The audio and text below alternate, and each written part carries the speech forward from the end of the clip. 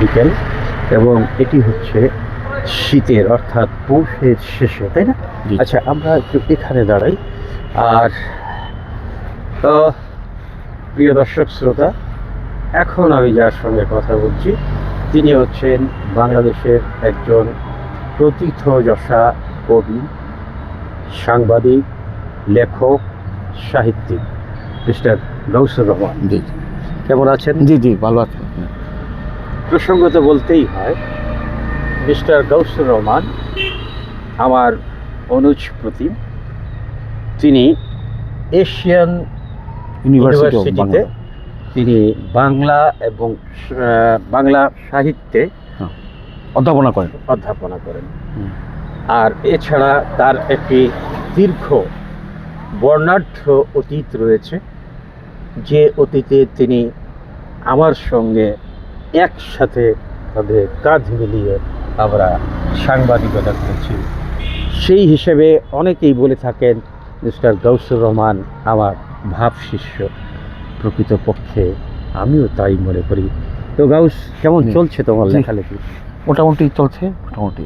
এখন লেখালেখিতে বেশি সময় দিই। আচ্ছা, তুমি তো তোমার কি সেই আজকের বাংলাদেশের ইতিহাস মনে আছে? হ্যাঁ, মনে আছে। ওখানে তো আজকের বাংলাদেশ যখন প্রথম বের হয়, এটার তো নিউজ থেকে শুরু করে সম্পাদকীয়, এডিটোরিয়াল নিউজ সব কিছুই আপনার তত্ত্বাবধানেই হতো, এবং ওখানে আপনি ছিলেন জ্যেষ্ঠ সাংবাদিক এবং জাত সাংবাদিক বলবো, এবং অন্যান্য যারা ছিল তারা অনেকেরই অনেক ধরনের লিমিটেশন ছিল, কিন্তু আপনার দক্ষ নেতৃত্বে এই কাগজটি দৈনিক জাহানের মতো পুরনো কাগজকেও চ্যালেঞ্জ করেছিল, এবং তখনকার সময়ে যখন আজকের বাংলাদেশ প্রকাশিত হয় তখন সবচেয়ে নান্দনিক কাগজ ছিল মানে আজকের বাংলাদেশ, এবং সেটি অনেকটাই হয়েছে সেটি আপনার জন্য, আপনার পরিকল্পনার জন্য, এর জন্য। আচ্ছা, ধন্যবাদ।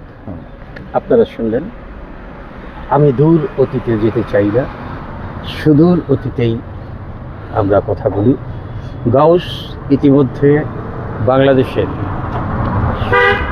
এই লেখালেখির জগৎ, সাহিত্য অঙ্গন, এখানে গাউস একটি উজ্জ্বল নক্ষত্র হিসেবেই বিরাজমান, অন্তত আমার কাছে তেমনটি মনে হয়।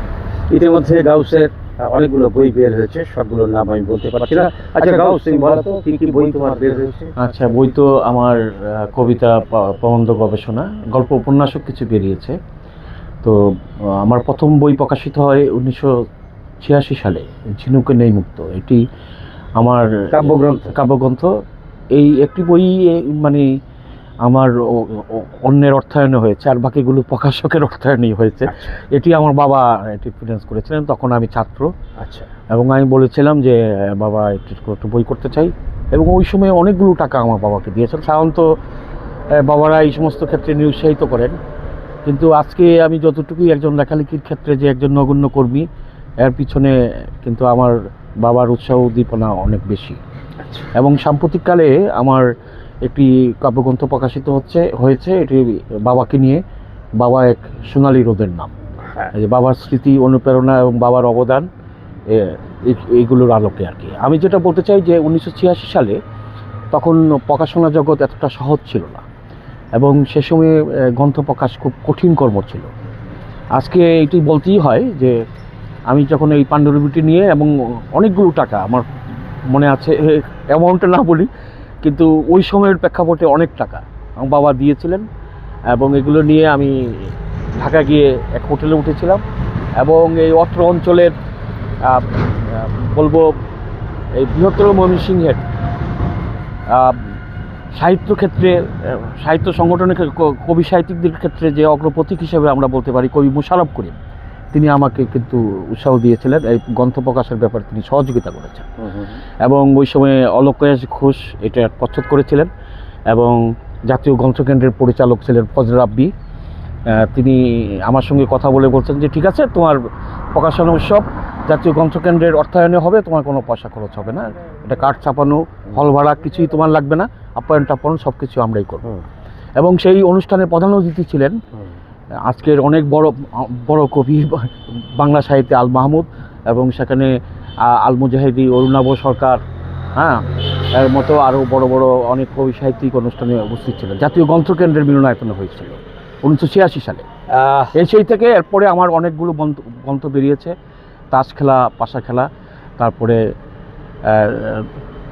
এই দুঃখগুলো ফিরে আসে আপন ভিলায়, এই মায়াবিনী নক্ষত্রের পাখি, তারপরে এই ধরনের অনেকগুলো কাব্যগ্রন্থ আমার প্রকাশিত হয়েছে।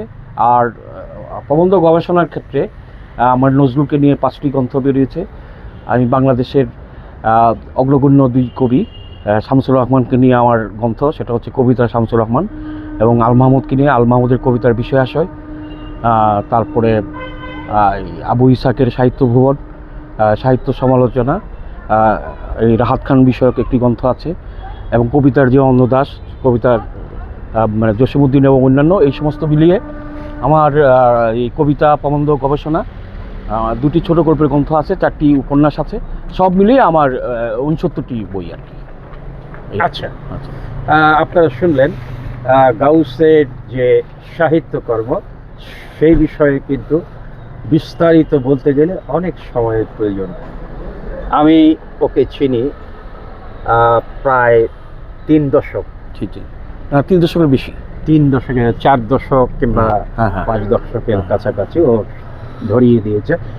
এবং যখন সে প্রথম আমার সঙ্গে কাজ করার জন্য আজকের বাংলাদেশে আসলো, সেটি অফিস ছিল কোথায় যেন?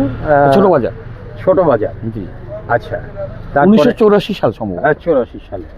তারপর থেকে যে গাউসের নিরলস সাহিত্য সাধনা, সেটি কিন্তু বেগবান হয়েছে দিন দিন। সেই অতীতের কথা আমার এখনো মনে পড়ে। গাউস কিন্তু এখন ফেসবুকে এবং বাংলাদেশের প্রথম শ্রেণীর কলাম লিখি, দৈনিক পত্রিকায় কলাম লিখে থাকে। আর ফেসবুকে সাম্প্রতিককালে যেটি আমি দেখছি, গাউস প্রায় প্রতিদিনই একটি করে কবিতা পোস্ট করে থাকে, এবং সেগুলো কিন্তু যথেষ্ট সমাদৃত হয়েছে, বিশেষ করে ফেসবুক অর্থাৎ এই সামাজিক মাধ্যমের দর্শকদের কাছে, সেটি নির্দ্বিধায় বলা যায়। প্রিয় দর্শক শ্রোতা, আমি আগেই বলেছি যে বই আছে, রেফারেন্স হিসেবে আছে, গাউসের অনেক বই বিভিন্ন বিশ্ববিদ্যালয়, শিক্ষা প্রতিষ্ঠানে রেফারেন্স বই হিসেবে এখন রয়েছে। এটা কোন কোন জায়গায় আছে? ঢাকা বিশ্ববিদ্যালয় সহ বেশ কয়েকটি আচ্ছা, ঢাকা বিশ্ববিদ্যালয় সহ বাংলাদেশের বেশ কয়েকটি বিশ্ববিদ্যালয়ে তার রচিত কিংবা লিখিত যে অনার্স মাস্টার্সে এগুলো রেফারেন্স গ্রন্থ হিসেবে ব্যবহার করা হচ্ছে। তো প্রিয় দর্শক শ্রোতা, আমরা আসলে পুরোটি বিষয় গাউসকে নিয়ে যে আমার এপিসোড করার ইচ্ছে ছিল বড় ধরনের, কিন্তু সেটি সময় স্বল্পতার কারণে আমরা হয়তো গাউসের সাহিত্যকর্ম কিংবা তার জীবন নিয়ে বিস্তারিত করতে পারছি না। তারপরেও আপনাদের আমি কথা দিচ্ছি, আমি যদি বেঁচে থাকি তাহলে গাউসকে নিয়ে একটি পূর্ণাঙ্গ জীবনীমূলক একটি ভিডিও প্রতিবেদন আমি তৈরি করব। তো প্রিয় দর্শক শ্রোতা, আপনারা গাউসের অনেকগুলো বই রয়েছে, যেগুলো 2-4টি বই এর নাম কি তুমি বলতে পারো? আমি বলি যেটা বললাম, আমি যদি কবিতার বইয়ের কথা, হ্যাঁ, সর্বশেষ বাবা এক সোনালী রোদের নাম, তারপরে মায়াবিনী নক্ষত্রের পাখি, এই দুঃখগুলো ফিরে আসে আপন ভিলায়, এরকম সহ অনেকগুলো কাব্যগ্রন্থ আমার আছে, 24টি কাব্যগ্রন্থ।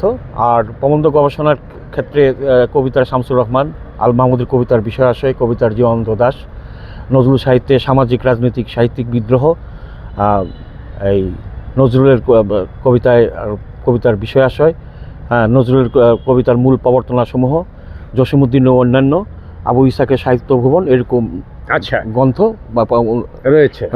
39টি গবেষণামূলক গ্রন্থ রয়েছে। প্রিয় দর্শক শ্রোতা, আপনারা যদি সুযোগ পান তাহলে এই বইগুলো সংগ্রহ রাখবেন। এগুলো বাংলাদেশের বিভিন্ন লাইব্রেরিতে আচ্ছা, বিশেষ করে এগুলো পাবলিক লাইব্রেরিতে, বিভিন্ন পাবলিক লাইব্রেরিতে এগুলো তো আছেই। আর এই অনেক বই তো নিঃশেষিত হয়ে যাওয়ার পরে অনেক সময় থাকে না, তবে রকমারিতে কিছু কিছু বই পাওয়া যায়। রকমারি.com এ তার বই রয়েছে, আপনারা সেখান থেকেও এই বইগুলো সংগ্রহ করতে পারেন। তো প্রিয় দর্শক শ্রোতা, এই শীতের শেষ পৌষের এই ডুবন্ত সূর্যের প্রায় কাছাকাছি পর্যায়ে আমরা রয়েছি। তো এটি হচ্ছে বাংলাদেশ কৃষি বিশ্ববিদ্যালয়ের একটি এলাকা, এবং এটি পরিকল্পনা ও উন্নয়ন শাখা এখানে রয়েছে। সেখান থেকেই আপনাদের সামনে আমরা এই ভিডিওটি ধারণ করছি। তো আপনারা যে যেখানে আছেন ভালো থাকুন, সুস্থ থাকুন। আপনাদের সঙ্গে আবার দেখা হবে আরেকটি ভিডিও নিয়ে। ততক্ষণ ধন্যবাদ। গাউস, তোমাকে অনেক অনেক ধন্যবাদ। ভালো থাকো, দীর্ঘজীবী হও, এই কামনা করে এখানেই বিদায় চাইছি আমি, জাহাঙ্গীর আলম। ধন্যবাদ।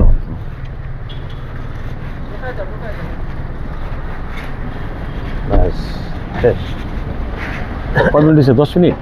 হ্যাঁ, 10 মিনিট।